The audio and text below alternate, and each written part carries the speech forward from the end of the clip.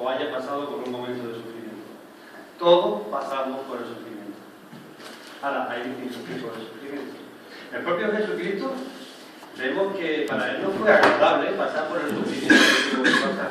¿Pero por qué pasó por medio del sufrimiento? Porque era una meta que se había marcado. Era salvar al hombre, salvarte a ti y a mí, salvarnos a nosotros. Y como consecuencia tenía que hacer lo que nosotros no podíamos hacer, morir en la cruz por nosotros. Pero a él le costó sufrir.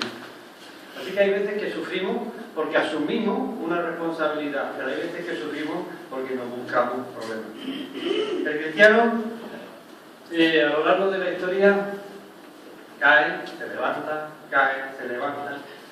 y las caídas traen consecuencias. Así que el tema de hoy va a estar un poco rondando la vida de David. Así que primero empezaremos un poco situándonos históricamente en ese sitio. Pero levanto mis manos y todo se va, hermanos, no. Sí es verdad que cuando leemos en el texto y los textos que vamos a analizar, hay cosas que nos alivian en medio del sufrimiento. Y es la seguridad y la tranquilidad de saber que estamos bajo el paraguas de Dios.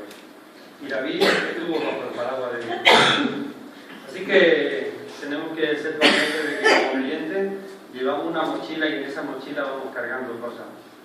De nosotros depende el ir toda la vida cargado con un peso extra o quitarnos el peso y poder seguir adelante en el camino de santificación donde Dios nos ha ofrecido. Así que vamos a leer un salmo que se encuentra, es el Salmo 32. Y algún hermano, por favor, que lo lea. Salmo 32 entero.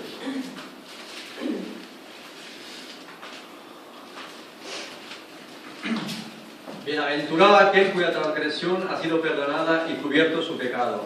Bienaventurado el hombre a quien Jehová no culpa de iniquidad y en cuyo espíritu no hay engaño. Mientras calles se envejecieron mis huesos en mi gemir todo el día, porque de día y de noche se agravó sobre mí tu mano. Se volvió mi verdor en sequedades de verano.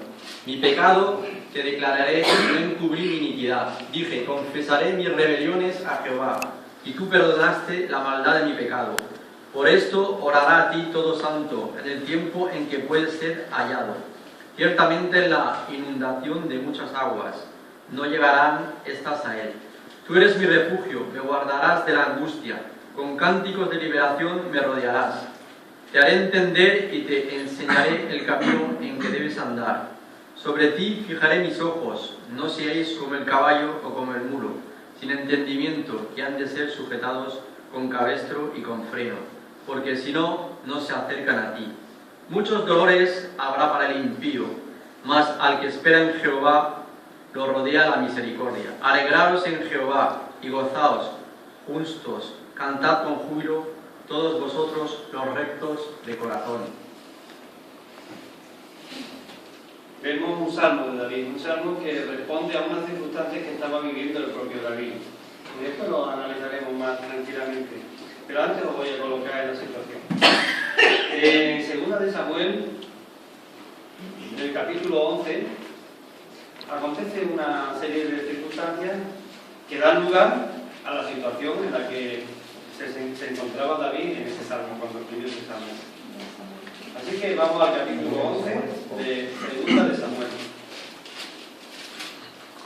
Yo utilizo la versión de las Américas, así que habrá alguna diferencia con lo que estoy leyendo, pero evidentemente dice lo mismo. Así que ya lo tenéis, voy a ver.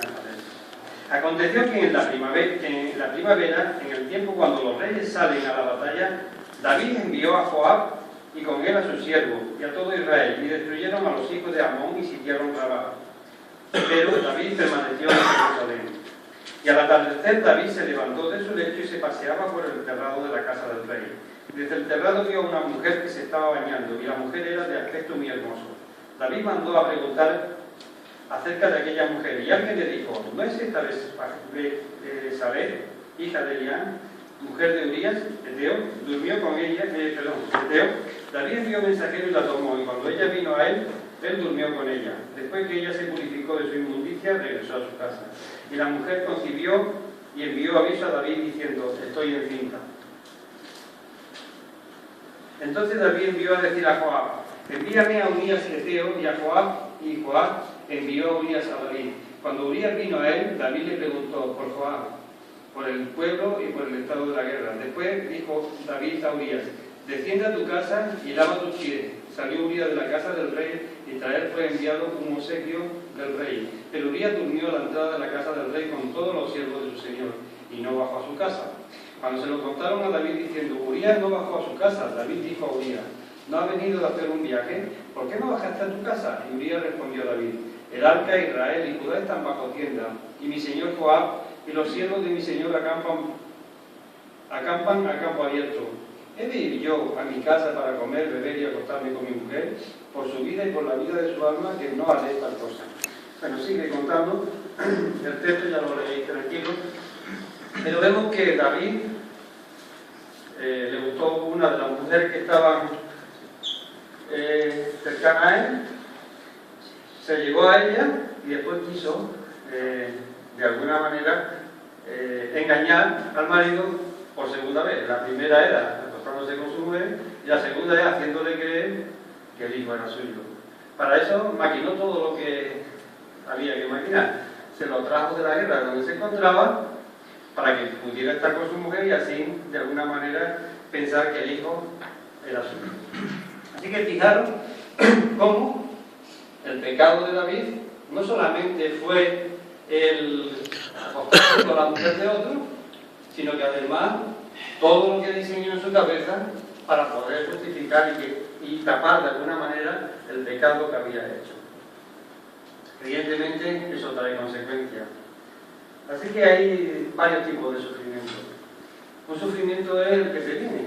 Esta semana estaba en un bar, en un restaurante, ayer concretamente estaba en un restaurante con Dani precisamente, y el dueño del restaurante, Mario, una persona que ya también ha conocido al Señor, pues ahora, como está en su primer amor, pues hasta su cliente le pregunta por situaciones. Claro, una de las señoras que se sentaba allí como cliente, pues le dijo algo y él vino a buscarme, y claro, me pone en una situación un poco complicada. Esta señora acababa, hacía 15 o 20 días que había perdido a su marido y estaba viviendo una situación de sufrimiento. Así que hay sufrimientos que vienen porque vienen. Y tú dices: ¿por qué, Señor? Pero hay sufrimientos que vienen buscados. Y este que vamos a leer hoy, y el que vamos a analizar hoy, es aquellos sufrimientos por los que pasa el cristiano, pero que son consecuencias de lo que actúa, de sus obras, de su hacer, de su comportamiento. Por tanto, son consecuencias. Y es esa mochila que a veces la llevamos cargada y que como creyentes debemos de vaciarla, porque si no vamos a correr lentamente la carrera. Hoy había una carrera, por eso llegué un poco tarde y mi calle estaba cortada. Iban corriendo, yo no he visto a ninguno con un saco de patata corriendo. Iban todos con lo más liviano posible para poder aprovechar su fuerza y trasladar su cuerpo y no algo más. Pues nosotros los creyentes a veces estamos trasladando muchos problemas en el saco que llevamos atrás y debemos de vaciar el saco, porque Dios nos ha dado la herramienta para vaciar y en eso estaremos hoy. Así que vamos a leer un texto, además de lo que hemos leído, que se encuentra en Hebreos capítulo 10. Hebreos capítulo 10, versículo 14. Alguien que lo lea en esta versión. Hebreos 10, 14. Porque por una ofrenda Él ha hecho perfecto para siempre a los que son santificados. Fijaros, por una sola ofrenda hizo perfecto a los santificados. ¿Quiénes son esos santificados? ¿De quién está hablando? Está hablando de nosotros. Y ahora resulta que si analizamos nuestra vida, miramos para atrás, o analizamos el saco, vemos que sería imposible que nosotros estuviéramos delante de un Dios santo, porque Él demanda santidad de aquellos que están delante de su presencia. Y realmente somos santos desde el punto de vista de que hemos hecho las cosas conforme a la voluntad de Dios. Nadie, absolutamente nadie. Solo Jesucristo pudo. Y por tanto es el que ha hecho posible que ahora nosotros podamos estar. Así que Ese es lo que dice el texto. Con una sola ofrenda, la de su Hijo Jesucristo, ahora nosotros somos perfectos. Es decir, tenemos la dignidad suficiente para estar delante de la presencia de Dios. Porque nuestros pecados no se nos tienen en cuenta porque se le han tenido en cuenta en la cruz aquí. Por lo que es lo mismo, Él ha pagado por cada uno de nosotros. Así que ahora no podemos hacer absolutamente nada por nuestra salvación. En cuanto a mérito, porque los méritos los ha hecho Cristo. Sí podemos hacer, que es lo que hemos hecho, es reconocer que la obra de Cristo Jesucristo implica nuestra salvación y por tanto reconocerlo como nuestro Salvador personal. Y eso es el Evangelio, es lo que trasladamos a los demás. Pero ya somos creyentes. Ahora somos santificados. Y como santificados ahora somos perfectos para estar delante de la presencia de Dios. Somos dignos de estar delante de la presencia de Dios. Pero eso no implica que cada día vayamos haciendo cosas que dañan nuestra santidad, es decir, y dañan también el testimonio que como creyentes, como cristianos tenemos. Y vemos a David que vivió unas circunstancias que nos van a servir como ejemplo también para nosotros. Así que es posible que algunos de nosotros en nuestro zurrón llevemos cosas que nos amargan, que nos llevan a una situación como la que llevó a David. Y ahora nos vamos al Salmo 32 nuevamente. Hemos leído lo que ocurrió, cómo aprovechó todas las circunstancias para intentar tapar todo lo que había hecho. Pero ahora nos vamos al Salmo 32, porque el Salmo 32 habla de un hombre que vive en medio del pecado y que el pecado le trae como consecuencia de vivir amargado, le trae un sentimiento de culpa que amarga.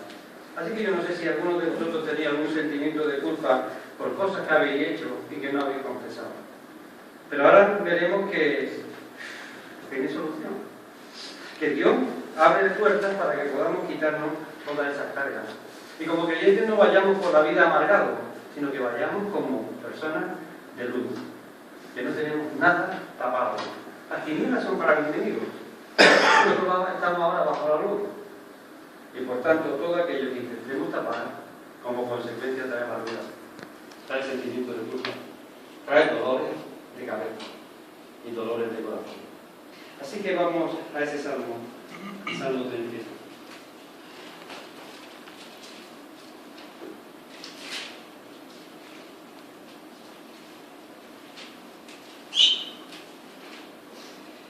Cuán bienaventurado es aquel cuya transgresión es perdonada, cuyo pecado es cubierto.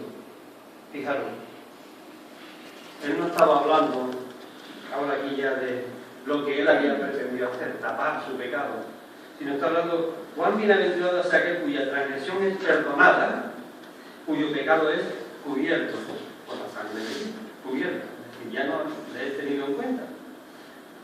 ¿Qué tiene que acontecer en la vida de la persona, del creyente, para que eso ocurra? ¿Qué tuvo que acontecer en la vida de David para que sintiera lo que estaba sintiendo ahí? De que era bienaventurado a pesar de todo lo que había hecho. Yo no sé lo que podemos haber hecho cada uno de nosotros a lo largo de la historia, muchísimas cosas que han ofendido a Dios.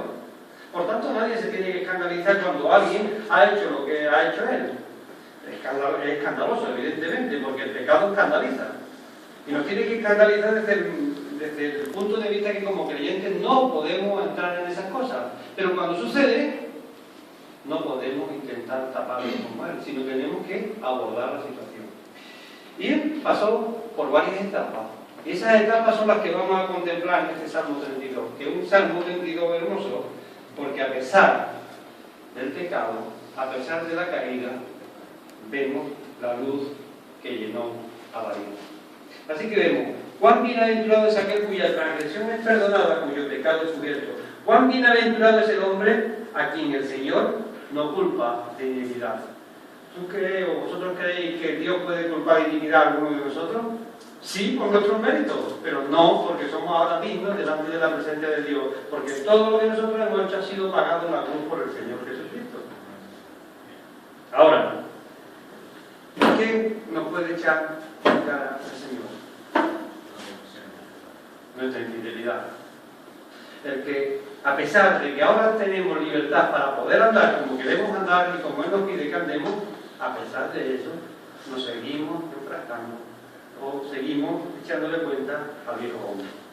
De manera que caemos y caemos.